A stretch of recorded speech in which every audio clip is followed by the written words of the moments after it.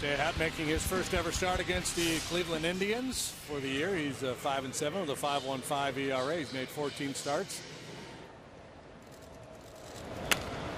Little chopper. Happ goes over, makes a good play. Taking care of out number one. If it gets by him, it's a hit. Swing and a miss. Cabrera's down. Out number two. One hopper goes to Chris Johnson, and it's out number three.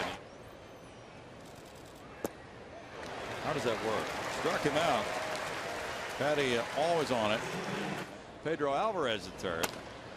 Rolled out to second. There's the flip. Lowry the middleman. Double play. Started by Altuve. Bouncer Happ.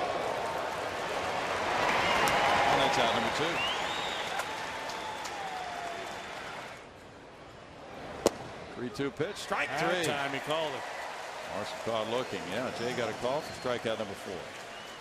If that's being imposed by Nationals management, and if I'm Nationals management, I'm willing to revisit that. Yes, sir. Broken bat. It rolls over to Carlos Lee at first.